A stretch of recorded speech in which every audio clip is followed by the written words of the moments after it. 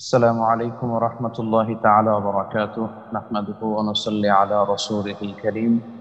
أما بعد فأعوذ بالله من الشيطان الرجيم. بسم الله الرحمن الرحيم.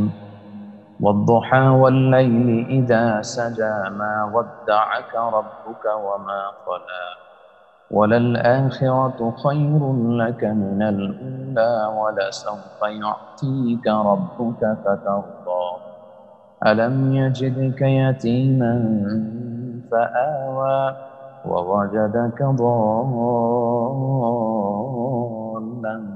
فهدى ووجدك عائلا فأغنى فأما اليتيم فلا تقهر وأما السائل فلا تنهر وأما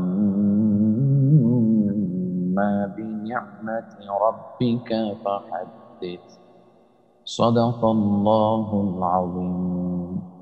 اللهم صل على محمد وعلى آل محمد كما صليت على إبراهيم وعلى آل إبراهيم إنك حميد مجيد. اللهم بارك على محمد وعلى آل محمد كما باركت على إبراهيم وعلى آل إبراهيم إنك حميد مجيد. Muslim উম্মাহ of North America মুনার আয়োজনে আজকের এই সাপ্তাহিক তাফসীরুল কোরআনের প্রোগ্রামে অনলাইনে যারা যুক্ত হয়েছেন আপনাদের সবাইকে জানাচ্ছি আন্তরিক শুভেচ্ছা এবং অভিনন্দন। পাশাপাশি মুনার দায়িত্বশীল ভাইরা যারা এই প্রোগ্রামের অ্যারেঞ্জ করেছেন তাদেরকেও আন্তরিক শুভেচ্ছা এবং মোবারকবাদ জানিয়ে আজকের সাপ্তাহিক তাফসীরুল প্রোগ্রামের আলোচনা শুরু করছি। শুরুতে আমরা মহান আল্লাহ রাব্বুল ইজ্জা ওয়াল জালালের দরবারে শুকরিয়া জানাই যিনি আমাদেরকে সুস্থ রেখেছেন, সুস্থভাবে রমাদানুল মোবারক কাটিয়ে শাওয়ালে উপনীত করেছেন এবং সহি সালামতে সুস্থ রেখে আজকের পূর্ব নির্ধারিত পূর্ব ঘোষিত এই অনলাইন প্রোগ্রামটিতে যুক্ত হওয়ার তৌফিক এনায়েত করেছেন। আমরা ফরমালি আল্লাহ তাআলাকে আজকের এই অনলাইন প্রোগ্রামের শুরুতেই আমরা শুকরিয়া জ্ঞাপন করতে চাই। আমরা সবাই পড়ছি কালিমাতুশ শুকুর আলহামদুলিল্লাহ। সম্মানিত সুধী, আমি সূরাতুদ দুহা আপনাদের সামনে তেলাওয়াত করেছি। আজকে এই অনলাইন তাফসীরুল কোরআনের এই হালাকাতে এবং এই প্রোগ্রামে আমরা আজকে সূরাতুদ দুহা থেকে কিছু কথা শুনবো। সূরাতুদ দুহার মধ্যে আল্লাহ তাআলা আমাদের জন্য কি শিক্ষা রেখে দিয়েছেন, কি মেসেজ তিনি আমাদেরকে দিতে চেয়েছেন এই সূরাতুদ দুহার ভিতরে, সেই বিষয়ে আমরা আজকে জানার চেষ্টা করব ইনশাআল্লাহ।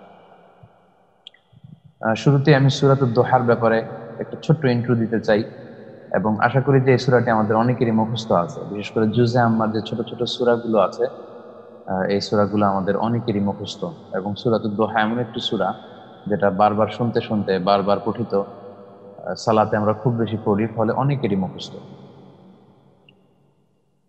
তো এই সূরাটা হচ্ছে পবিত্র কালামুল্লাহ মাজিদের 93 নম্বর সূরা। কোরআনের যে সূরাগুলোর ধারাক্রম, সেই ধারাক্রম অনুসারে এটি হচ্ছে 93 নম্বর সূরা।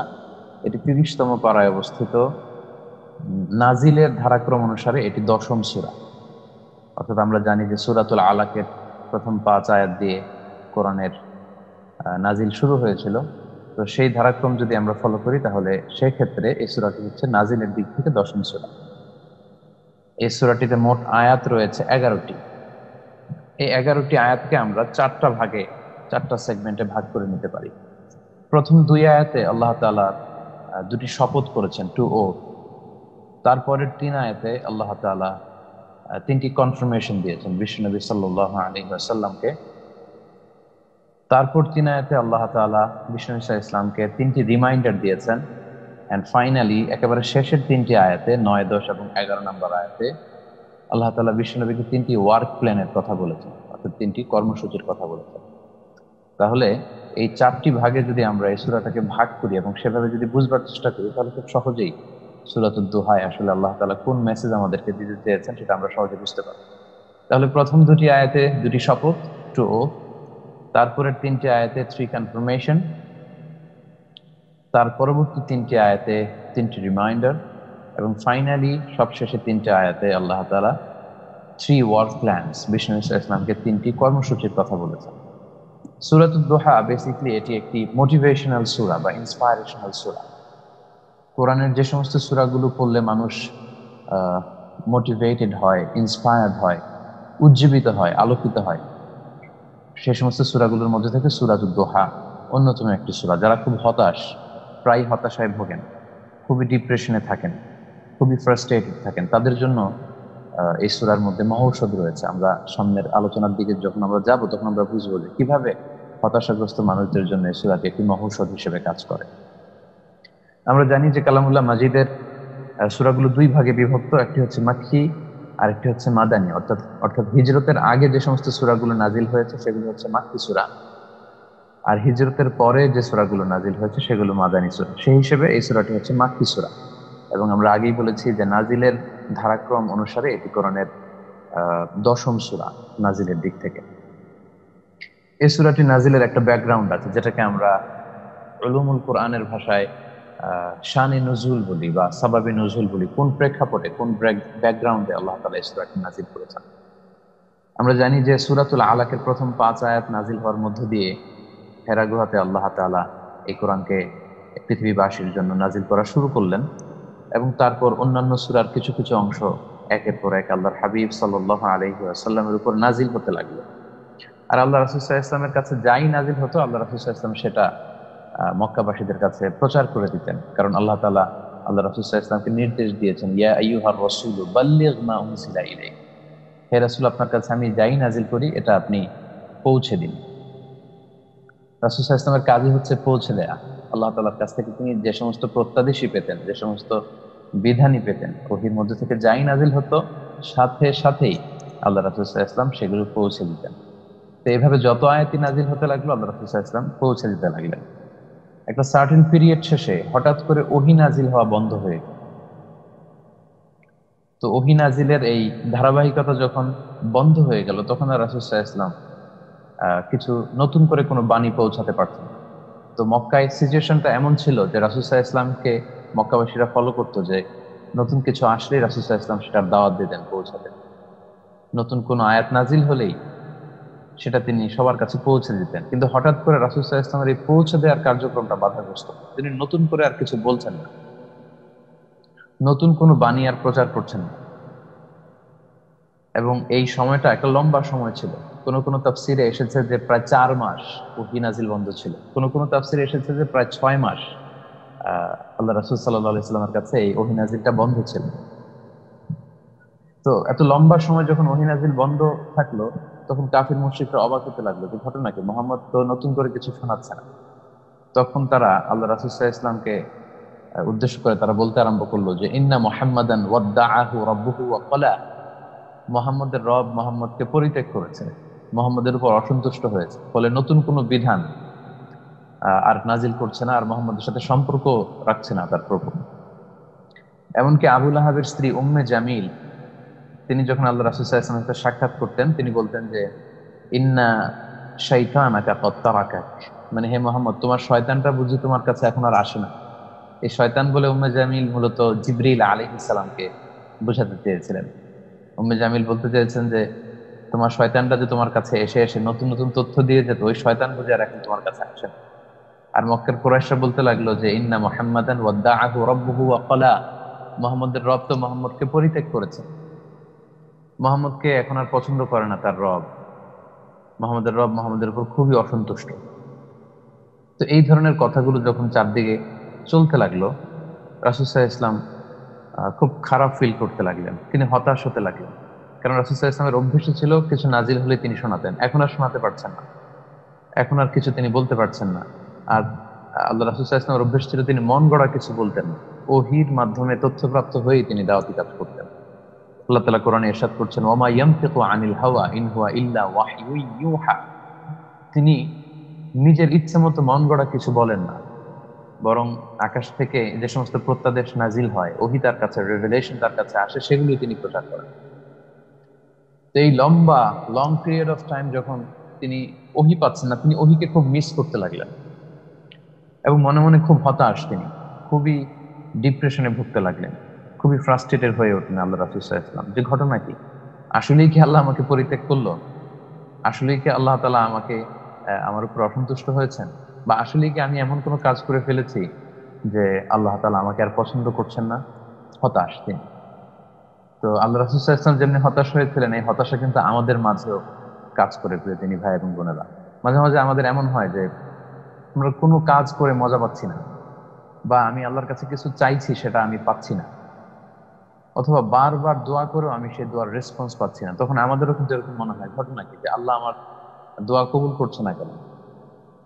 আল্লাহ কি আমার উপর অসন্তুষ্ট হলো? আমি কি কোনো ভুল করে ফেললাম?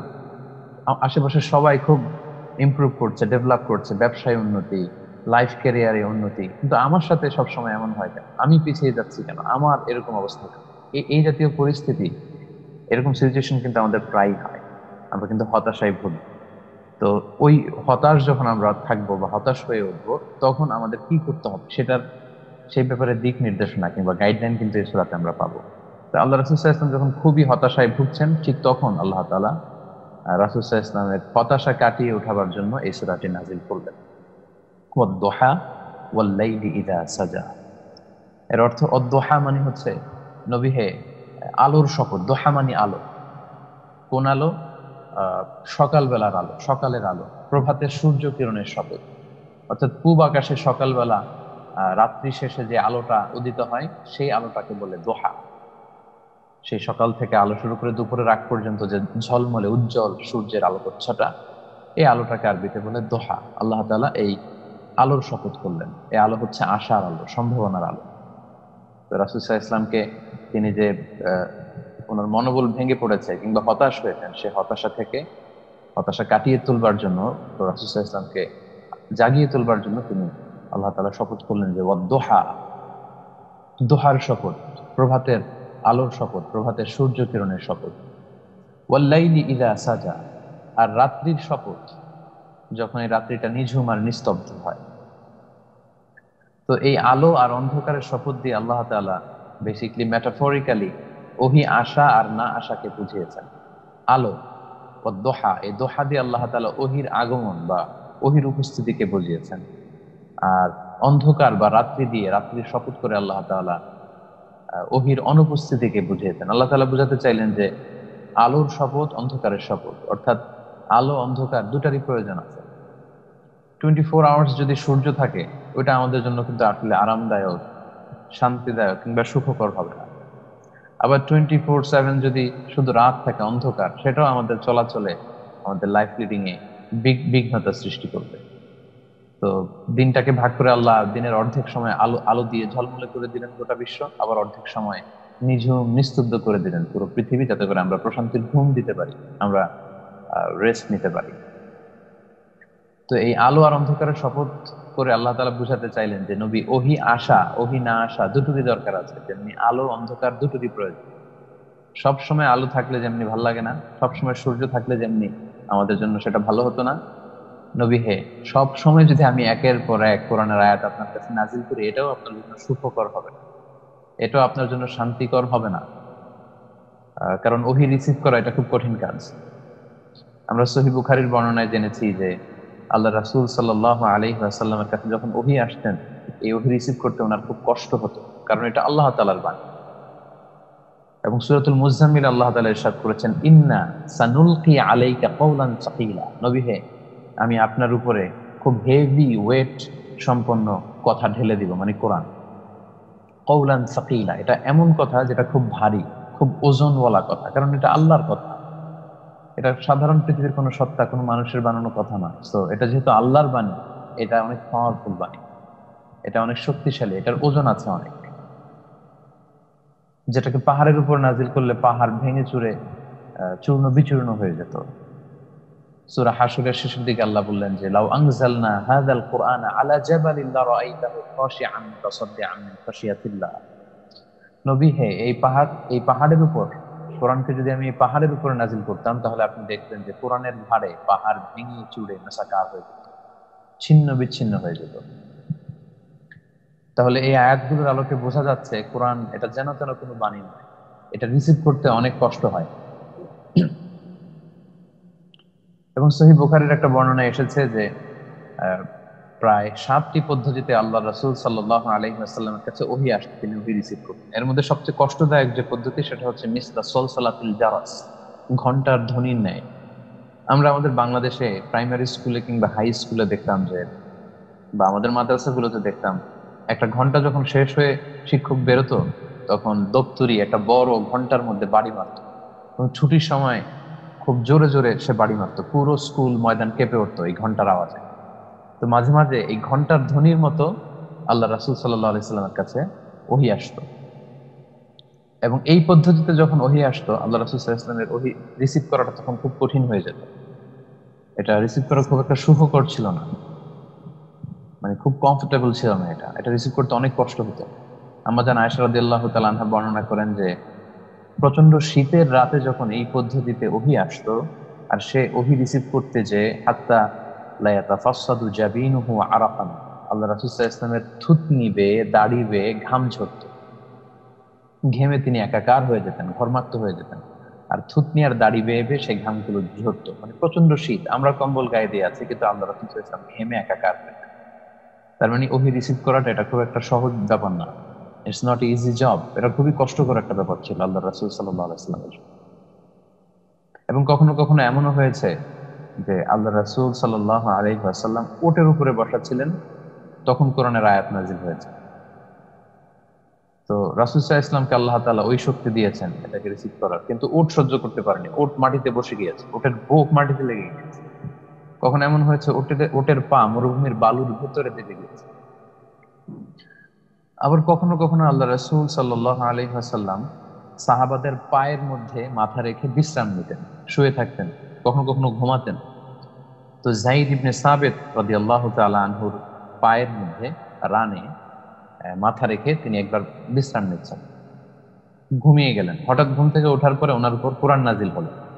যায়েদ রাদিয়াল্লাহু তাআলা আনহু বর্ণনা করেন যে অনেকক্ষণ তিনি আমার পায়ের উপর মাথা রেখে শুয়েছিলেন, কিন্তু আমার তেমন কোনো কষ্ট হচ্ছিল না। হঠাৎ যখন কোরআন নাজিল হচ্ছিল তখন দেখলাম যে রাসূল সাল্লাল্লাহু আলাইহি ওয়াসাল্লামের মাথাটা অনেক ভারী হয়ে গিয়েছে, অনেক ওজন, এবং আমি পায়ে ব্যথা পেতে শুরু করলাম।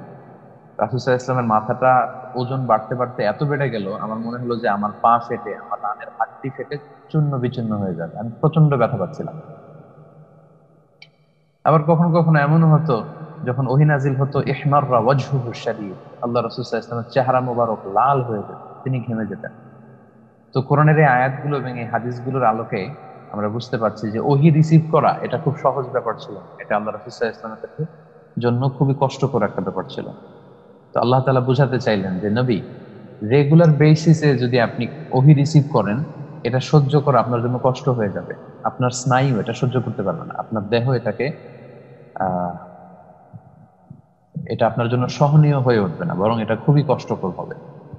তাই আমি নিজেই ইচ্ছা করে কিছুদিন ওহী নাজিল বন্ধ রেখেছি, যাতে আপনার রেস্ট হয়, আপনি যাতে একটু বিশ্রাম নিতে পারেন, আপনার উপর যেন এক্সট্রা প্রেশার না হয়ে যায়, এজন্য ইচ্ছা করেই আমি বন্ধ রেখেছি। কাফিররা যে বলছে যে আমি আপনাকে পরিত্যাগ করেছি, আমি আপনার উপর অসন্তুষ্ট, কাল্লা, কখনোই না, কখনো না, নেভার। আমি কখনো আপনাকে ভুলে যেতে পারি না, বরং আমার সাহায্য, আমার ভালোবাসা সবসময় আপনার সঙ্গে রয়েছে। তাই এই আলো আর অন্ধকারের শপথ করে আল্লাহ তাআলা বুঝাতে চাইলেন আলো অন্ধকার দুটির যেমনি দরকার, তেমনি ওহী আসা, ওহী নাজিল করে আপনাকে কর্মচঞ্চল রাখা এবং মাঝে মাঝে ওহী নাজিল বন্ধ রেখে আপনাকে বিশ্রামের সুযোগ দেয়া, এটারও দরকার। যেমন সারা সপ্তাহ যদি আমরা কাজ করি আমরা কিন্তু খুব টায়ার্ড হয়ে যাই, এক্সহস্টেড হয়ে যাই। এজন্য আমাদের একটা উইকেন্ড থাকে, স্যাটারডে সানডেতে কিন্তু আমরা বিশ্রাম নেই, বাসায় থাকি বা আউটিং এ যাই। আবার যখন বিশ্রাম টিশ্রাম নিয়ে উইকেন্ড কাটিয়ে আবার যখন মানডেতে অফিস করতে যাই বা আমাদের কাজে যাই, তখন আবার আমরা অল আর এনার্জি আবার কিন্তু পূর্ণ উদ্যমে আমরা কাজ করতে শুরু করতে পারি। এটাই হচ্ছে সুন্নাতুল্লাহ ফিল আলাম, পৃথিবীতে আল্লাহর সুন্নাত। সেই সুন্নাতকে বলবৎ রাখার জন্য আল্লাহ তাআলা বিষ্ণু ঈসা ইসলামকে জানালেন যে নবী, আপনি চিন্তিত হওয়ার, আপনি হতাশ হওয়ার কোনো কারণ নেই। আমি ইচ্ছা করেই একটা লম্বা গ্যাপ দিয়েছি যাতে আপনি বিশ্রাম নিতে পারেন, এবং সেটাকে বোঝানোর জন্যই এই টু ওথ, দুইটা শপথ। এবং আমরা জানি যে আল্লাহ তাআলা কোরআনে যে শপথ করেছেন সেটা ওয়াও দিয়ে তিনি করেছেন, ওয়াও, এটাকে আরবিতে বলা হয় আল ওয়াও আল কাসামিয়া, শপথ করার ওয়াও। আপনারা দেখবেন যে যেখানে আল্লাহ শপথ করেছেন সেখানে আল্লাহ ওয়াও বলেছেন। যেমন এখানে দোহার শপথ করলেন, আল্লাহ ওয়াও যুক্ত করে দিলেন আর বললেন ওয়াদ-দোহা। অন্য এক সূরায় রাতের কসম করেছেন, আল্লাহ বলেছেন ওয়াল্লাইলি ইযা ইয়াগশা। সূরা ফজরের শুরুতে আল্লাহ ফজরের কসম করেছেন, আল্লাহ বলেছেন ওয়াল ফাজর। তো এইভাবে যত জায়গায় শপথ বা কসম সেখানে আল্লাহ তাআলা ওয়াও ব্যবহার করেন। ওয়াও ব্যবহার করে আল্লাহ দুটি শপথ করলেন আর বললেন ওয়াদ-দুহা ওয়াল-লাইলি ইযা সাজা। নবী, প্রভাতের সূর্য কিরণের শপথ আর নিঝুম নিস্তব্ধ রাত্রির শপথ। দুটি শপথ শেষে এবার আল্লাহ তাআলা আল্লাহ রাসূল সাল্লাল্লাহু আলাইহি ওয়াসাল্লামকে তিনটি কনফার্মেশন দিলেন। আমরা এই সূরাটার ইন্ট্রোতে বলেছি যে সূরাটার দুটি শপথের পরে থাকবে তিনটি কনফার্মেশন, তারপর থাকবে তিনটি reminders and finally 3 word plans. তিনটা কর্মসূচি দিয়ে আল্লাহ তাআলা সূরাটাকে শেষ করেছেন, সূরাটার এন্ডিং করেছেন। তো শপথ দুটি করে আল্লাহ তাআলা বললেন মা ওয়াদ্দাআকা রাব্বুকা ওয়া মা ক্বালা। নবী হে, আপনার প্রভু আপনাকে ভুলে যায়নি, আপনার উপর আপনার প্রভু অসন্তুষ্ট হয়নি। এটা হচ্ছে ফার্স্ট কনফার্মেশন। আমি আপনাকে কনফার্ম করছি, দীর্ঘদিন পর আপনার কাছে ওহী নাজিল হলো, আমি দুইবার শপথ করে খুব এমফাসাইজ করে আপনাকে জানাচ্ছি যে উম্মে জামিল যে কথা বলেছে, মক্কার কুরাইশরা তারা যে কথা বলছে যে আমি আপনাকে ভুলে গিয়েছি, আমি আপনাকে পরিত্যাগ করেছি, আপনার উপর আমি অসন্তুষ্ট, কাল্লা, কখনোই না, এটা হতে পারে না। বরং আমি কনফার্মেশন দিচ্ছি মা ওয়াদ্দাআকা রাব্বুকা ওয়া মা ক্বালা। আপনার রব আপনাকে ভুলে যায়নি, আপনার রব আপনাকে পরিত্যাগ করেনি, আপনার রব আপনার উপর অসন্তুষ্ট হয়নি। এটা হচ্ছে প্রথম কনফার্মেশন। দেখেন রাসূল সাল্লাল্লাহু আলাইহি ওয়াসাল্লামের হতাশা কাটানোর জন্য কিভাবে আল্লাহ রাসূল সাল্লাল্লাহু আলাইহি ওয়াসাল্লামকে আল্লাহ তাআলা এই কনফার্মেশন গুলো জানান দিচ্ছেন। দ্বিতীয় কনফার্মেশনে আল্লাহ তাআলা বলছেন ওয়ালাল আখিরাতু খায়রুল লাকা মিনাল উলা। নবী হে, আখিরাত আপনার জন্য এই দুনিয়ার চেয়ে অনেক শ্রেষ্ঠ। and verily the hereafter is far better for you than this dunya, than this worldly life. এই দুনিয়ার জীবনের চেয়ে আখিরাত আপনার জন্য খাইর, শ্রেষ্ঠ। এটা হচ্ছে সেকেন্ড কনফার্মেশন যে নবী, পৃথিবীর এই জীবনে আপনার জন্য এই ধরনের অপবাদ, এই ধরনের মিথ্যা কথা, এই ধরনের অত্যাচার, জুলুম, নির্যাতন, এই ধরনের ঝক্কি ঝামেলা আপনার জন্য থাকবেই। এগুলোকে মেনে নিয়ে আপনাকে সামনে আগাতে হবে, কারণ আপনার ডেস্টিনেশন হচ্ছে আখিরা। আপনি হচ্ছেন আখিরা ওরিয়েন্টেড, এবং আমি কনফার্মেশন দিচ্ছি যে আখিরাত আপনার জন্য শ্রেষ্ঠ এই দুনিয়ার চাইতে। এবং এই কথাটা কিন্তু আল্লাহ তাআলা কোরআনের বিভিন্ন জায়গায় বিভিন্ন এক্সপ্রেশনে বলেছেন। অন্য একটি সূরাতে আল্লাহ তাআলা বলছেন বাল তু'থিরুনাল হায়াতাদ দুনিয়া ওয়াল আখিরাতু খায়রুন ওয়া আবকা। তোমরা দুনিয়ার জীবনকে খুব বেশি প্রাধান্য দাও, কিন্তু জেনে রাখো আখিরাত হচ্ছে শ্রেষ্ঠ এবং আবকা, এটা চিরস্থায়ী। প্রিয় দিনী ভাই এবং বোনেরা, এটা কিন্তু আমাদের জন্য খুব বড় একটা মেসেজ যে বিশ্বাসীদের সবসময় চিন্তা চেতনা এটা থাকবে যে আমরা একটা ট্রানজিশন পিরিয়ড কাটানোর জন্য পৃথিবীতে এসেছি। ওয়াল আখিরাতু খায়রুন ওয়া আবকা, আমাদের জন্য আখিরাত হচ্ছে শ্রেষ্ঠ, ওইটা চিরস্থায়ী। এই চিন্তা, এই বিশ্বাস, এই টেন্ডেন্সি যেন সবসময় আমরা লালন করি। কিন্তু বাস্তবতা হচ্ছে এই ওয়ার্ল্ডলি লাইফের জন্য আমরা যতটা সিরিয়াস, আখিরাতের জন্য কিন্তু আমরা ততটা সিরিয়াস। আমরা যদি খেয়াল করি যে সবসময় আমরা কিন্তু এই দুনিয়ার জন্য খুব ব্যতিব্যস্ত থাকি, প্ল্যান প্রোগ্রাম করে রাখি। এই যে কোভিড-19 আউটব্রেকে ফিনান্সিয়াল একটা বড় ধস নামতে পারে, সো আমার চাকরির কি হবে, আমার ক্যারিয়ারের কি হবে, আমার কোন ব্যাংকে কত টাকা আছে, আগামী মাসটা কিভাবে চলবো, 5 বছর পরে আমি কোথায় যেয়ে দাঁড়াবো, এইগুলো নিয়ে কিন্তু সবসময় আমরা খুব বেশি সিরিয়াস, খুব বেশি ব্যস্ত। কিন্তু একটু যদি আমরা নিজেদেরকে প্রশ্ন করি যে দুনিয়ার ব্যাপারে আমরা যতটুকু সিরিয়াস, দুনিয়াকে আমরা যতটা সিরিয়াসলি নিয়েছি, আসলে কি আখিরাতকে আমরা ততটুকু নিতে পেরেছি? কিন্তু প্রকৃত অর্থে তো যারা বিশ্বাসী বলে নিজেদেরকে দাবি করবে, তাদের জন্য আখিরাত হবে সবচাইতে সিরিয়াস একটা বিষয়। সবসময় আমরা আখিরাতের জন্য পাগল পড়া থাকি। আমার আখিরাত নিশ্চিত হলো কিনা সে নিয়ে আমি ব্যতিব্যস্ত থাকি।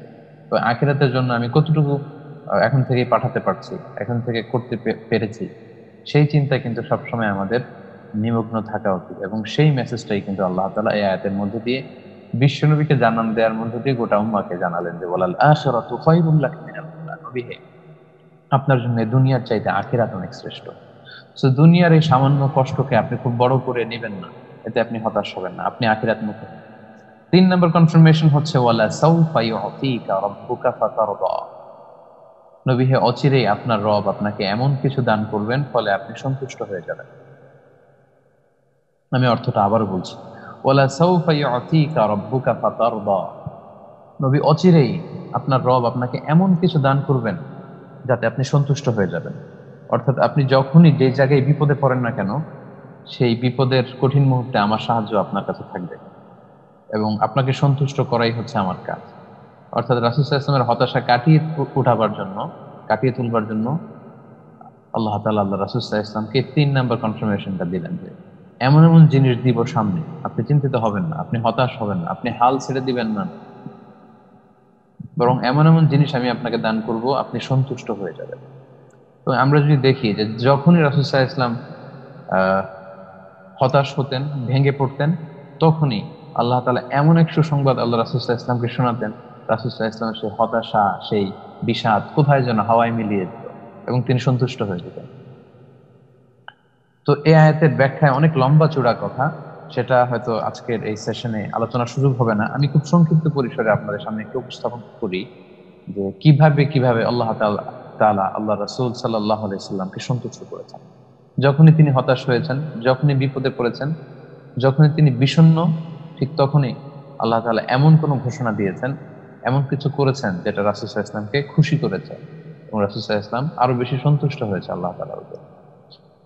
লেটস সে আমরা যদি মাক্কি জীবনের দিকে একটু তাকাই, তাহলে দেখবো যে মক্কায় যখন রাসূল সাল্লাল্লাহু আলাইহি ওয়াসাল্লাম দাওয়াত দিতে শুরু করলেন, কালেমার দাওয়াত, তাওহীদের দাওয়াত, আখিরাতের দাওয়াত, তখন তিনি নানা বাধা বিপত্তির সম্মুখীন হলেন এবং একের পর এক অত্যাচারের স্টিম রোলার আল্লাহ রাসূল সাল্লাল্লাহু আলাইহি ওয়াসাল্লামের উপর চাপিয়ে দেয়া হয়। এবং আল্লাহ রাসূল সাল্লাল্লাহু আলাইহি ওয়াসাল্লাম খেয়াল করে দেখলেন যে মক্কায় আইকনিক ফিগার কারা কারা আছে, তাদের কাছে দাওয়াত পৌঁছানোটা খুব জরুরি। কিন্তু রাসূল সাল্লাল্লাহু আলাইহি ওয়াসাল্লাম অনেক চেষ্টা করেও সেটা করতে পারছিলেন না। বরং মক্কায় যারা দুর্বল, মুস্তাদআফিন, আর্থিকভাবে দুর্বল, সোশ্যালি যারা একটু দুর্বল, তারা কালিমার ছায়াতলে আসছিল। কিন্তু বড় বড় ফিগার যারা, তাদেরকে তিনি কালিমার ছায়াতলে আনতে খুব বেগ পাচ্ছিলেন এবং তিনি বিষণ্ণ হয়ে উঠলেন, হতাশ হয়ে গেলেন। এবং এক পর্যায়ে আল্লাহ রাসূল সাল্লাল্লাহু আলাইহি ওয়াসাল্লাম আল্লাহ তাআলার কাছে কায়মুন বাক্যে দোয়া করলেন যে আল্লাহ, এই মক্কার দুজন ব্যক্তির যে কোনো একজনকে তুমি ইসলামের ছায়াতলে নিয়ে আসো। আল্লাহর হাবিব সাল্লাল্লাহু আলাইহি ওয়াসাল্লাম দোয়া করলেন, আল্লাহুম্মা আইজ্জাল ইসলাম বিআহাব্বির রাজুলাইন ইলাইক বিআবি জাহল ইবনে হিশাম আও উমর ইবনে খাত্তাব। হে আল্লাহ, হিশামের বেটা আবু জাহালকে অথবা খাত্তাবের বেটা উমরকে তুমি ইসলামের পথে আনো, এই দুজনের একজনকে আমার চাই। হে আল্লাহ, তোমার কাছে আমি কায়মুন বাক্যে দোয়া করছি, এই দুজনের একজনকে তুমি ইসলামের সুশীতল ছায়াতলে নিয়ে আসো। তো আল্লাহ তাআলা এই দোয়াটা কবুল করলেন। আহ আবু জাহালের জন্য এই দোয়াটা কবুল হয়নি, ওমর ফারুক রাদিয়াল্লাহু তাআলা আনহুর জন্য দোয়াটা কবুল হয়েছে, কারণ তিনি সত্য গ্রহণে ছিলেন আপোষহীন। আমরা লম্বা ঘটনা জানি যে ওমর ফারুকের হৃদয়ের মধ্যে আল্লাহ তাআলা এমন একটা অনুভূতি জাগিয়ে দিলেন, তিনি প্রায় আল্লাহ রাসূল সাল্লাল্লাহু আলাইহি ওয়াসাল্লামকে ফলো করতেন। ওনার তেলাওয়াত শুনে ওমর ফারুকের হৃদয় গলতে আরম্ভ করলো।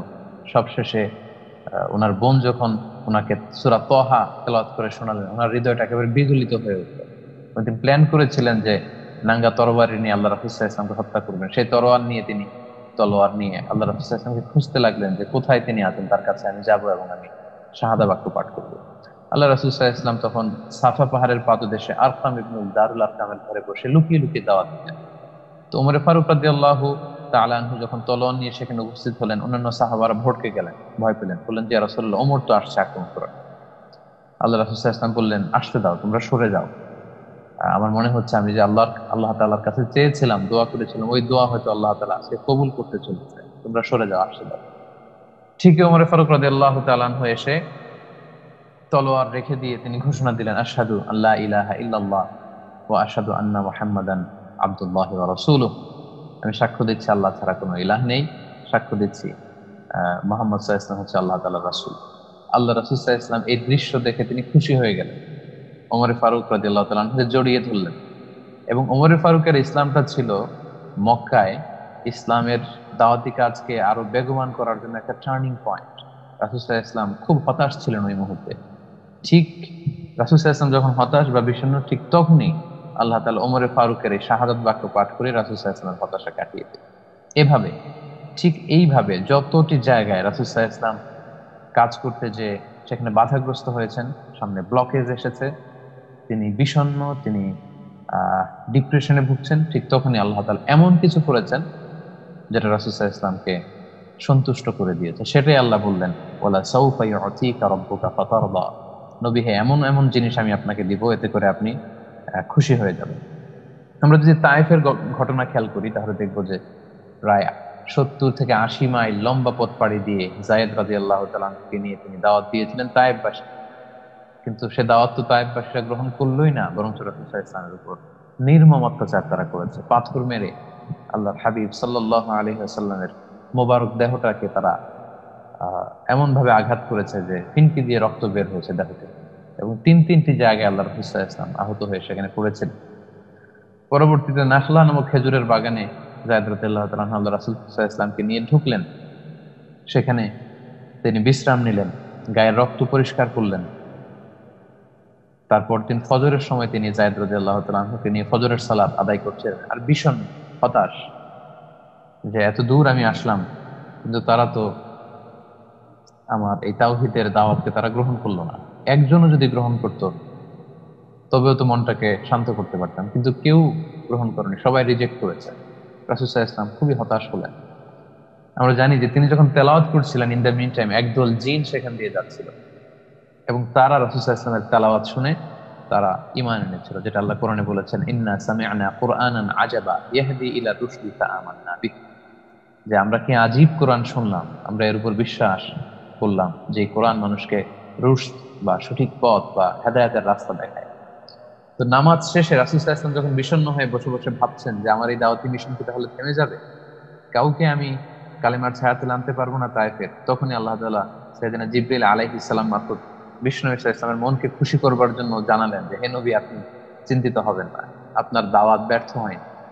আপনি দৃশ্যমান এক জাতিকে, অর্থাৎ মানব জাতিকে, তায়েফের জনগোষ্ঠীকে দাওয়াত দিতে এসেছিলেন, তারা গ্রহণ করেনি, কিন্তু একটা অদৃশ্য জাতি আমার আছে, জিন জাতি, তাদের একটা বিশাল সংখ্যক দল জিন, তারা আপনার মুখ নিঃসৃত কোরআন আবৃত্তি শুনে, কোরআন তেলাওয়াত শুনে তারা ইসলাম গ্রহণ করেছে, এবং তারা তাদের জিনদের রাজ্যে সেখানে দাওয়াতি কাজ শুরু করে দিয়েছে। এই ঘটনা তো রাসূল সাল্লাল্লাহু আলাইহি ওয়াসাল্লাম জানতেন না। তিনি এই ঘটনা শুনতে পেরে তিনি আবার খুশি হয়ে গেলেন, আবার মনের মধ্যে আশা ভরসা ফিরে পেলেন।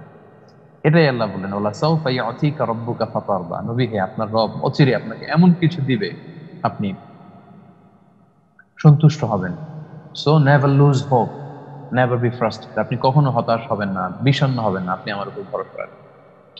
আমরা জানি যে মক্কায় একই বছরে আল্লাহ রাসূল সাল্লাল্লাহু আলাইহি ওয়াসাল্লামের প্রিয়তমা স্ত্রী আম্মাজান খাদিজা রাদিয়াল্লাহু তাআলা আনহা ইন্তেকাল করেছেন।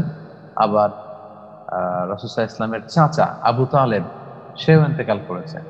এবং আমরা জানি যে খাদিজা রাদিয়াল্লাহু তাআলা আনহা তিনি ফিনান্সিয়াল সাপোর্টটা দিতেন মক্কায়, আর পলিটিক্যাল সাপোর্টটা দিতেন আবু তালেব। সো এই দুইজন যখন ইন্তেকাল করলো, রাসূল সাল্লাল্লাহু আলাইহি ওয়াসাল্লাম ফিনান্সিয়ালিও খুব দুর্বল হয়ে গেলেন, ফিনান্সিয়াল কোনো শেল্টার নাই, আবার পলিটিক্যাল শেল্টার নাই। আবু তালেবের কারণে মক্কার কাফিররা কিন্তু আল্লাহ রাসূল সাল্লাল্লাহু আলাইহি ওয়াসাল্লামের উপর এত বেশি আক্রমণ বা চড়াও হতে পারছিল না। কিন্তু এই দুজনকে যখন আল্লাহ তাআলা নিয়ে গেলেন, রাসূল সাল্লাল্লাহু আলাইহি ওয়াসাল্লাম চারদিকে অন্ধকার দেখতে লাগলেন, রাসূল সাল্লাল্লাহু আলাইহি ওয়াসাল্লামের হৃদয়টা ভেঙে খান খান হয়ে গেল। এত বিষণ্ণ তিনি আর কখনো হননি। ফলে ইতিহাসে এই বছরটাকে আমুল হুজন বলা হয়, মানে চিন্তার বা বিষণ্ণতার বছর, দুশ্চিন্তার বছর। রাসূল সাল্লাল্লাহু আলাইহি ওয়াসাল্লাম চারদিকে অন্ধকার দেখতে লাগলেন, মনোবল হারিয়ে ফেলতে লাগলেন। ঠিক তখনই আমরা জানি যে রাসূল সাল্লাল্লাহু আলাইহি ওয়াসাল্লাম যখন সবচেয়ে বেশি কষ্ট পেলেন, হৃদয়টা একেবারে ভগ্ন, খুব টেন্সড, খুব পেরেশান, তখন আল্লাহ তাআলা তার প্রিয় হাবিবকে দুনিয়া থেকে আরশে উঠিয়ে নিলেন এবং বললেন যে নবী হে, আপনার এই পৃথিবীতে থাকার দরকার নেই, আপনি কিছু সময়ের জন্য আমার আরশে চলে আসেন, আপনি নৈশ ভ্রমণ করে যান আমার এখানে ঊর্ধ্ব জগতে আমি কি কি তৈরি করে রেখেছি এগুলো দেখে যান, আর আমার পক্ষ থেকে স্পেশাল রাহমানি গিফট নিয়ে যান, এবং এগুলো পেলে আপনার মন ভালো হয়ে যাবে। সুবহানাল্লাযী আসরা বিআবদিহি লাইলাম মিনাল মাসজিদিল হারামি ইলাল মাসজিদিল আকসা। সূরা ইসরা শুরুতে আল্লাহ বলেছেন যে রাত্রিবেলায় প্রিয় হাবিবকে তিনি মক্কা থেকে মদিনায়, মদিনা থেকে তুর পাহাড়, সেখান থেকে বাইতুল মাকদাস, এবং সেখান থেকে ঊর্ধ্ব জগতের ভ্রমণ তিনি করিয়েছেন। সালাতকে এই উম্মতের জন্য হাদিয়া হিসেবে দিয়েছেন, এবং রাসূল সাল্লাল্লাহু আলাইহি ওয়াসাল্লামের মনকে আল্লাহ তাআলা কিন্তু ভালো করে দিয়েছেন। এই বিষয়গুলোর দিকে ইঙ্গিত করার জন্য আল্লাহ তাআলা এই 3 নম্বর কনফার্মেশনটা দিয়েছেন যে ওয়ালা সাউফা ইউতিকা রাব্বুকা ফাতারদা, নবী হে, অচিরেই আপনার রব আপনাকে এমন কিছু দিবে আপনি খুশি হয়ে যাবেন। তো এরকম এত এত বিষয় আছে রাসূল সাল্লাল্লাহু আলাইহি ওয়াসাল্লামের জীবনে, যেগুলো বলতে গেলে ঘন্টার পর ঘন্টা চলে যাবে। এই সবগুলো বিষয় আসলে এখানে হয়তো আলোচনা করার সুযোগ হচ্ছে না। যেমন আমরা কেবলা পরিবর্তনের কথা জানি, মদিনায় যে 16 থেকে 17 মাস আল্লাহ রাসূল সাল্লাল্লাহু আলাইহি ওয়াসাল্লাম বাইতুল মাকদাসের দিকে হয়ে নামাজ পড়েছেন, এটা আল্লাহ রাসূল সাল্লাল্লাহু আলাইহি ওয়াসাল্লাম পছন্দ করছিলেন না। তিনি চাচ্ছিলেন যে ওনার জন্মস্থান মক্কা কেন্দ্রিক যদি ডাইরেকশন অফ কেবলা দেয়া হতো, কাবার দিকে যদি কেবলা বানিয়ে দেয়া হতো, যেখানে ওনার পূর্বপুরুষ ইসমাইল ইব্রাহিম আলাইহিস সালাম ইবাদত করেছেন। এটা ভেবে তিনি বারবার এই 17 মাস নামাজের পর আকাশের দিকে তাকান, এবং আল্লাহ তাআলা যখন এটা বুঝতে পেরেছেন তিনি কেবলাও চেঞ্জ করে দিলেন। ফালানুওয়াল্লিয়ান্নাকা কিবলাতান তারদাহা, নবী এমন দিকে আপনার কেবলা আমি চেঞ্জ করে দিচ্ছি, আপনি খুশি হয়ে যাবেন, কারণ আমি বুঝতে পারছি আপনি বারবার আকাশের দিকে তাকিয়ে কি কামনা করছেন, আমি টের পাচ্ছি। রাসূল সাল্লাল্লাহু আলাইহি ওয়াসাল্লাম আবার খুশি হলেন। এরপর মদিনাতে ধারাবাহিকভাবে কোরআনের আয়াত যখন নাজিল হতে শুরু করলো, আল্লাহ রাসূল সাল্লাল্লাহু আলাইহি ওয়াসাল্লামকে পূর্ববর্তী উম্মাতের ঘটনাগুলো আল্লাহ তাআলা জানাতে শুরু করলেন, নবীদের স্টোরি, তার উম্মতদের স্টোরি। রাসূল সাল্লাল্লাহু আলাইহি ওয়াসাল্লাম ওহীর মাধ্যমে জানতে পারলেন যে ওনার আগের উম্মতেরা কেউ কেউ 500 বছর হায়াত পেয়েছে, কেউ পেয়েছে 700 বছর, কোন কোন উম্মতেরা হাজার হাজার বছর হায়াত পেয়েছে। ফলে তারা দীর্ঘদিন পৃথিবীতে ছিল, দীর্ঘদিন আল্লাহর ইবাদতের সুযোগ পেয়েছে। রাসূল সাল্লাল্লাহু আলাইহি ওয়াসাল্লাম আবার বিষণ্ণ হয়ে উঠলেন, কারণ তিনি ভাবতে লাগলেন যে আমার উম্মতের গড় হায়াত তো একেবারে কম। সুনানে তিরমিজিতে এসেছে আমারু উম্মতি মা বাইনা 60 ইলা 70, আমার এই উম্মতে মুহাম্মাদির গড় বয়স হচ্ছে এভারেজ এজ হবে 60 to 70, 60 থেকে 70 এর মধ্যে সবাই মরে যাবে। ওয়া আকাল্লুহুম মা ইয়াজুজু যালিক, হাতে গোনা অল্প কিছু মানুষ হয়তো 70 এর উপরে হায়াত পাবে, কিন্তু 60 থেকে 70 এর মধ্যে সবাই মরে যাবে। আল্লাহ রাসূল সাল্লাল্লাহু আলাইহি ওয়াসাল্লাম আবার বিষণ্ণ হলেন যে তাহলে আমার উম্মতের কি হবে? ওরা তো বিশাল সওয়াবের পাহাড় নিয়ে হাজির হবে, যেহেতু পৃথিবীতে সময় পেয়েছিল বেশি, ইবাদত করেছিল বেশি। আমার উম্মতেরা হায়াত পেয়েছে কম, ইবাদতও হবে তাদের কম। রাসূল সাল্লাল্লাহু আলাইহি ওয়াসাল্লাম যখন আবার টেনসড, আবার যখন বিষণ্ণ, তখন আল্লাহ তাআলা নাজিল করলেন ইন্না আনজালনাহু ফি লাইলাতিল কদর ওমা আদরাকা মা লাইলাতুল কদর লাইলাতুল কদরি খায়রুম মিন আলফি শাহর। নবী হে, আপনার চিন্তিত হওয়ার কোনো কারণ নেই, আমি এমন এক রাত আপনার উম্মতের জন্য বরাদ্দ করেছি যেই রাতে ইবাদত করতে পারলে খায়রুম মিন আলফি শাহর, এটা হাজার মাসের চেয়ে সেরা। 83 বছর 4 মাস ইবাদত করলে যে সওয়াব, আপনার কোন উম্মত যদি কদরের রাতে ইবাদত করে, কদর খোঁজার চেষ্টা করে, তাহলে এর চাইতে বেশি সওয়াব আপনার উম্মতের আমলনামায় দিয়ে দেব। সুবহানাল্লাহ বিহামদিহি। এই অ্যানাউন্সমেন্ট পেয়ে, এই ঘোষণা পেয়ে আল্লাহ রাসূল সাল্লাল্লাহু আলাইহি ওয়াসাল্লামের বিষণ্ণতা আবার কেটে গেল। তিনি আবার খুশি হয়ে গেলেন। ওয়ালা সাউফা ইউতিকা রাব্বুকা ফাতারদা, নবী হে, অচিরে আপনাকে এমন এমন কিছু দিব আপনি খুশি হয়ে যাবেন। এভাবে একের পর এক আল্লাহ রাসূল সাল্লাল্লাহু আলাইহি ওয়াসাল্লামকে সূরা কাউসারে জানিয়ে দেয়া হলো যে আপনাকে কাউসার দিব, আপনি এই সুন্দর সুমিষ্ট পানি আপনার উম্মতকে কিয়ামতের দিন খাওয়াবেন। আপনাকে মাকামে মাহমুদ আমি দেব, আপনাকে ওয়াসিলা দেব, আমি ফাদিলা দেব, এবং সবশেষে আপনাকে আমি শাফাআতের সুযোগ করে দেব।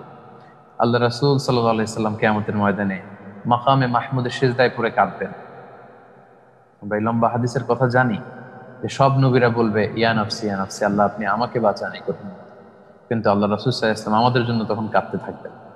তো এই দৃশ্য দেখে আল্লাহ তাআলা সাইয়েদনা জিবরিল আলাইহিস সালামকে পাঠাবেন, বলবেন যে ইযহাব ইলা মুহাম্মদ ওয়াসআলহু মা ইউবকিক, কেন আমার বন্ধু মুহাম্মদ কাঁদে, তুমি যে জিজ্ঞেস করো তো কেন তিনি কাঁদে। তো সাইয়েদনা জিবরিল যখন জিজ্ঞেস করবেন, তখন আল্লাহ রাসূল সাল্লাল্লাহু আলাইহি ওয়াসাল্লাম সিজদায় পড়ে থাকবেন আর একটা কথাই বলবেন, আল্লাহুম্মা উম্মতি, আল্লাহুম্মা উম্মতি, আল্লাহ আমার উম্মতের কি হবে, আল্লাহ আমার ফলোয়ারদের কি হবে, আল্লাহ তাদের কি হবে, আপনি আগে সেটা বলেন। তখন জিবরাইল আলাইহিস সালাম যখন এই কথা এসে আল্লাহকে শোনাবেন যে আপনার বন্ধু, আপনার হাবিব তো তার উম্মতের জন্য কাঁদছে, সহিহ মুসলিমের বর্ণনায় এসেছে, তখন আল্লাহ তাআলা ঘোষণা দিবেন যে ইন্না সানুরদি ফি উম্মাতিকা ওয়ালা নাসু, নবী হে, দুনিয়ার বিভিন্ন পরিস্থিতিতে যেভাবে আমি আপনাকে খুশি করে এসেছি, ঠিক আজকেও আপনার উম্মতের ব্যাপারেও এমন ঘোষণা আসবে, ফলে আপনি খুশি হয়ে যাবেন। আল্লাহু আকবার, সুবহানাল্লাহ বিহামদিহি। নবী হে, আজকেও সেই ধারাবাহিকতা বজায় রেখে আমি আপনাকে আপনার উম্মতের ব্যাপারেও খুশি করে দেব, আজকেও আমি আপনাকে অপমানিত করব না। এভাবে দুনিয়াতে আখিরাতে আল্লাহ তাআলা সবসময় আল্লাহর হাবিব সাল্লাল্লাহু আলাইহি সাল্লামের পাশে এভাবে থেকেছেন এবং সবসময় তার প্রিয় হাবিবকে তিনি সন্তুষ্ট করেছেন। এমনকি শেষ মুহূর্ত পর্যন্ত, জান্নাতে এন্ট্রি নেওয়া পর্যন্ত আল্লাহ রাসূল সাল্লাল্লাহু আলাইহি ওয়াসাল্লাম অস্থির থাকবেন যে আমার সব উম্মতদের নাজাতের ব্যবস্থা হচ্ছে কিনা, বিশ্বাসীরা নাজাত পাচ্ছে কিনা। শেষ মুহূর্ত পর্যন্ত আল্লাহ তাআলা আল্লাহ প্রিয় হাবিবকে ভাবে সন্তুষ্ট করেই যাবেন। সেটার দিকে ইঙ্গিত করেই এই কনফার্মেশনটা আল্লাহ তাআলা সূরাতুদ দোহায় দিয়েছেন। আল্লাহ বলছেন ওয়ালা সাউফা ইউতিকা রাব্বুকা ফাতারদা, নবী হে, আপনি হতাশ হবেন না, আপনার হতাশা আমি মেনে নিতে পারি না, কারণ মুমিন কখনো হতাশ হয় না। আপনি আমার উপর ভরসা রাখুন, অচিরে এমন এমন জিনিস আমি আপনাকে দেব, ফলে আপনি সন্তুষ্ট হয়ে যাবেন। তাহলে আমরা দুটি শপথ বাক্য শুনলাম, তিনটি কনফার্মেশন শুনলাম। এবার আমরা দেখব তিনটি রিমাইন্ডার আল্লাহ রাসূল সাল্লাল্লাহু আলাইহি ওয়াসাল্লামকে আল্লাহ তাআলা দিয়েছেন। তার প্রথম রিমাইন্ডারটি হচ্ছে আলাম ইয়াজিদকা ইয়াতীমান ফাআওয়া, নবী আমি কি আপনাকে ইয়াতীম অবস্থায় পাইনি, তারপর আমি কি আপনাকে আশ্রয়ের ব্যবস্থা করিনি। ওয়া ওয়াজাদাকা দাল্লান ফাহাদা, নবী হে আপনাকে কি আমি পথ হারা অবস্থায় পাইনি, আমি কি আপনাকে সুপথ দেখাইনি, সঠিক পথ বাতলে দেইনি। ওয়া ওয়াজাদাকা আইলান ফাআগনা, হে নবী আপনাকে কি আমি নিঃস্ব অবস্থায় পাইনি, তারপর আমি কি আপনাকে ধনী বানিয়ে দেইনি। কি কি ফেভার আল্লাহ তাআলা তার প্রিয় হাবিবকে দিয়েছিলেন সেগুলো তিনি বিষ্ণু ঈসা ইসলামকে শোনাচ্ছেন। মানে বুঝাতে যাচ্ছেন আপনার জীবনের যখনই আপনি যেই বিপদে পড়েছিলেন তখন তো আমি আপনাকে উদ্ধার করেছি। সো এত বিষণ্ণ হওয়ার কি আছে আপনার, এত পেরেশান হওয়ার কি আছে আপনার, এত চিন্তিত হওয়ার কি আছে আপনার। মুমিন তো চিন্তিত হতে পারে না, বিষণ্ণ হতে পারে না। নবী আপনি বিষণ্ণ হবেন না।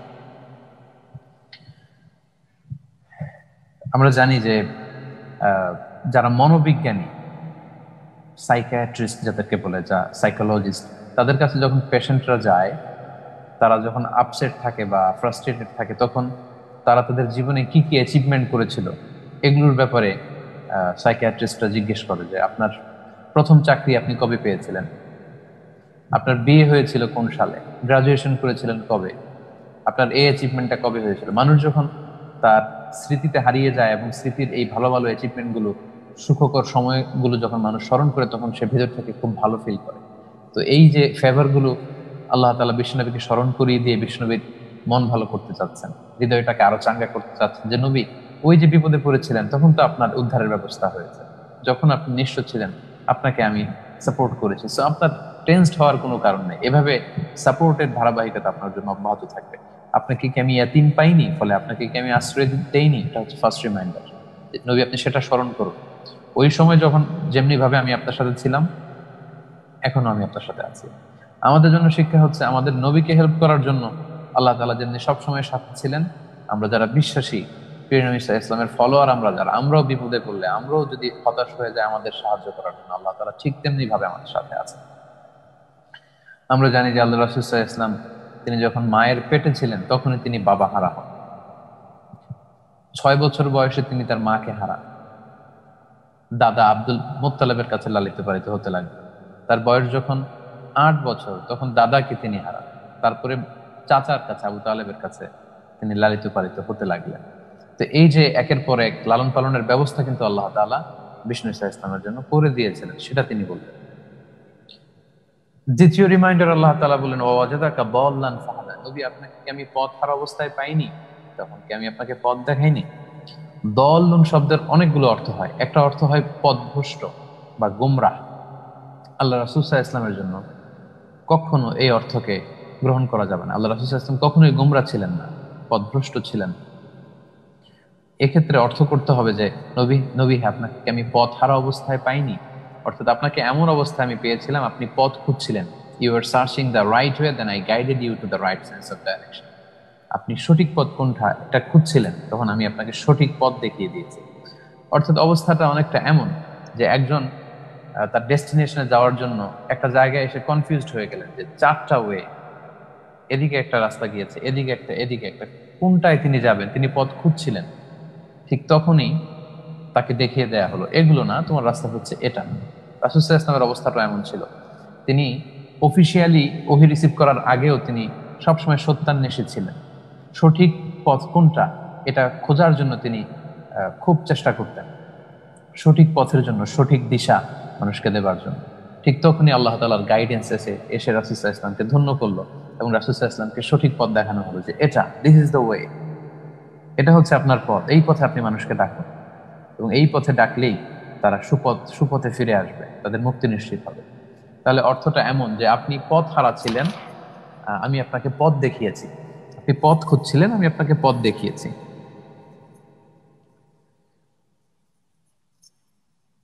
3 নম্বর রিমাইন্ডার হচ্ছে ওয়াজাদাকা আইলান ফাআগনা, নবী আপনি নিঃস্ব ছিলেন, আপনার ফিনান্সিয়াল অবস্থা খুব একটা ভালো ছিল না। ফাআগনা, আমি আপনাকে ধনী করেছি।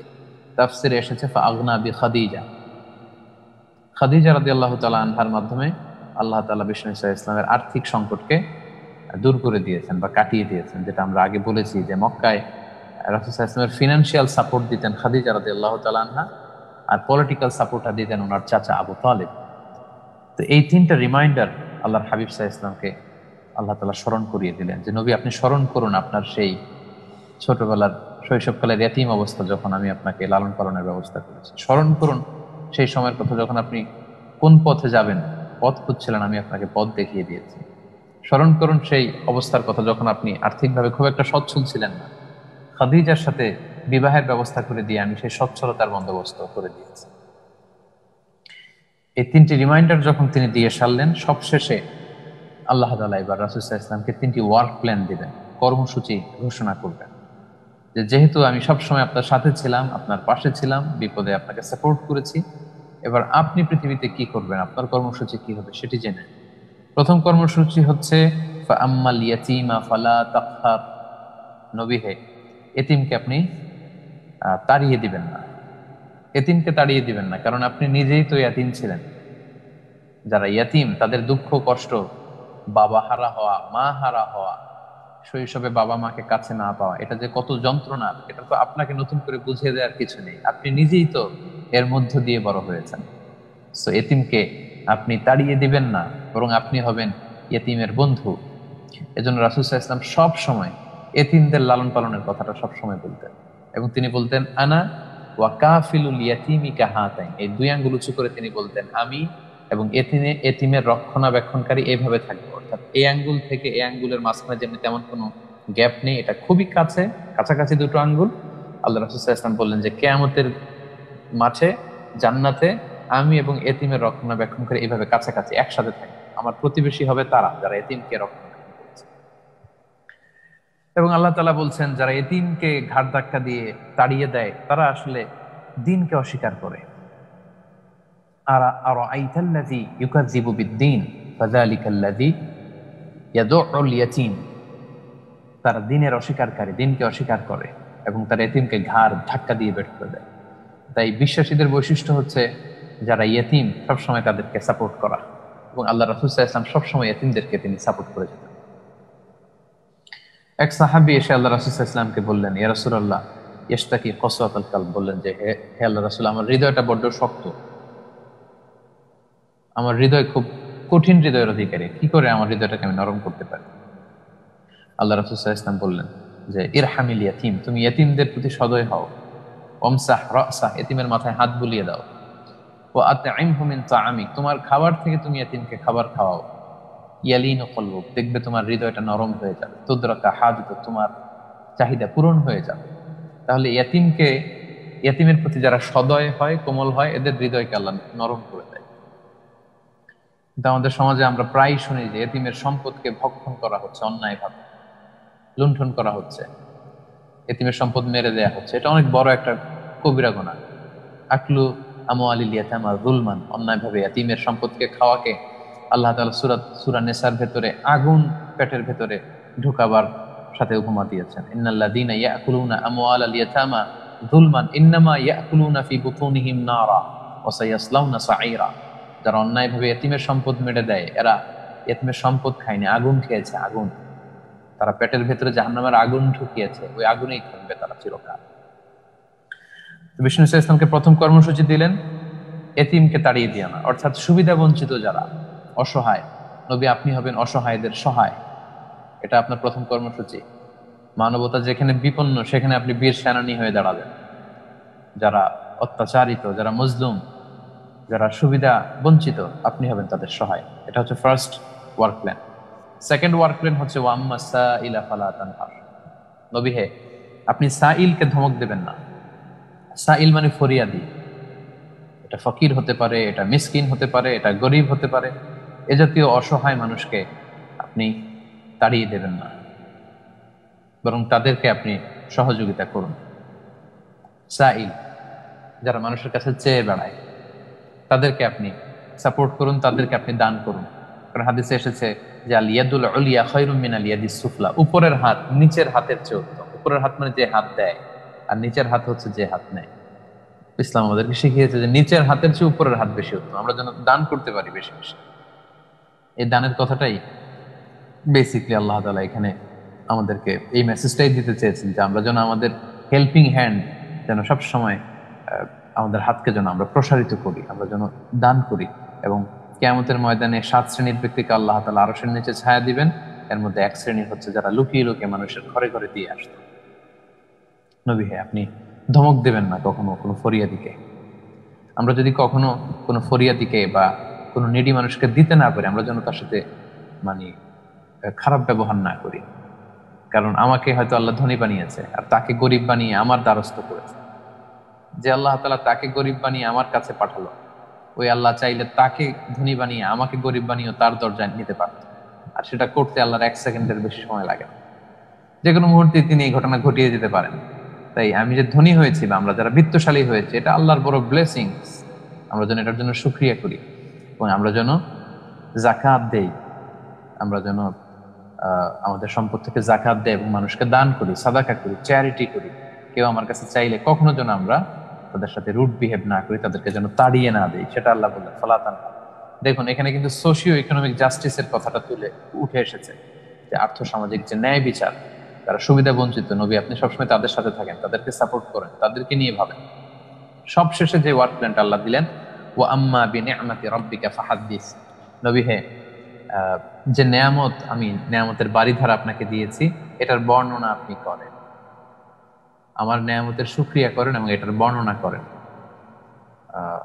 কত নেয়ামত যে আল্লাহ তাআলা আমাদেরকে দিয়েছে, এটার কোনো শেষ নাই এবং এটা গুণে আমরা শেষ করতে পারবো না। ওয়া ইন তাউদ্দু নি'মাতাল্লাহি লা তুহসুহা। আল্লাহর নেয়ামত যদি গুনতে শুরু করে দাও, এটা গুণে শেষ করতে পারবে না। কত কত নেয়ামত আল্লাহ তাআলা আমাদেরকে দিয়েছেন। লক্ষ লক্ষ নেয়ামতের সাগরে আমরা আমরা ভেসে আছি আল্লাহর নেয়ামতে। ঠিক যে মুহূর্তে আমরা অনেকে নেয়ামত খুঁজে পায় না, যে আল্লাহ কি নেয়ামত আমাকে দিয়েছে, আমি তো সবচেয়ে দুঃখী, আমি তো সবচেয়ে কষ্টে আছি, আমার লাইফে তো কোনো সুখ নাই, কোনো আনন্দ নাই, আছে শুধু কষ্ট। আপনি যেই অবস্থানে থেকে বলছেন যে আপনি দুঃখে আছেন, কষ্টে আছেন, আপনার এই অবস্থানে পৌঁছবার জন্য অনেকে সংগ্রাম করে যাচ্ছে।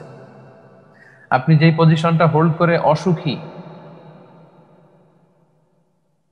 আপনি বলছেন যে আপনি শান্তিতে নেই, ঠিক এই অবস্থানে পৌঁছাটা অনেকে স্বপ্ন, অনেকে চায় আপনার অবস্থানে আসুক। ঠিক যেই মুহূর্তে আমরা এখন আলোচনা শুনছি, আপনি খোঁজ নিয়ে দেখেন যে ঠিক একই মুহূর্তে করোনায় আক্রান্ত হয়ে অনেক ভাই বোনেরা হাসপাতালের বেডে শুয়ে শুয়ে মৃত্যুর প্রহর গুনছে, কিন্তু আমরা অসুখী, আমাদের কমপ্লেইনের কোনো শেষ নেই, অভিযোগের শেষ নেই। আপনি গুণে শেষ করতে পারবেন না। ফাবিআইয়ি আলাই রাব্বিকুমা তুকাজ্জিবান। আল্লাহর দেয়া কোন নেয়ামতকে আমরা অস্বীকার করতে পারবো? আল্লাহ বললেন ফালা তুহসুহা। কত নেয়ামত যে দিয়েছি, একটু চোখ মেলে ঘুমন্ত বিবেককে একটু জাগিয়ে তোলো, একটু দেখো যে কত নেয়ামত আমি তোমাদেরকে দিয়েছি, এগুলো শুকরিয়া আদায় করো। 3 নম্বর ওয়ার্ক প্ল্যান হচ্ছে আম্মা বিনিআমাতি রাব্বিকা ফাহাদ্দিস। আপনার রবের দেয়া নেয়ামতের বর্ণনা আপনি করুন। অর্থাৎ আল্লাহ তাআলা আমাকে যে নেয়ামত দিয়েছে, এটার বর্ণনা আমি করতে পারবো অহংকার ছাড়া। শুকরান লা ফাখরান, শুকরিয়া হিসেবে করতে পারবো অহংকার ছাড়া। কারণ আল্লাহ যদি আমাকে ধনী বানান, তো আমার পোশাকে আশাকে, আমার চলাফেরায় এটা থাকতে হবে যে আল্লাহ তাআলা আমাকে সম্পদ দিয়েছেন, এটা দোষের কিছু নয়। এবং হাদিসে এসেছে যে ইন্নাল্লাহা ইউহিব্বু আইয়ারা আসারা নি'মাতিহি আলা আবদি। আল্লাহ তাআলা তার বান্দাকে যে নেয়ামত দিয়েছেন, ওই নেয়ামতের বহিঃপ্রকাশ তার বান্দার মধ্যে যেন থাকে, সেটা আল্লাহ দেখতে পছন্দ করেন। আল্লাহ যদি আপনাকে সম্পদশালী করে থাকে, সেখানে আপনি কৃপণতা করবেন না, আপনি সেই হালাল সম্পদকে ব্যবহার করুন, সেটাকে দান করুন এবং শুকরিয়া করুন, বলুন যে আল্লাহ তাআলা আমাকে দিয়েছে।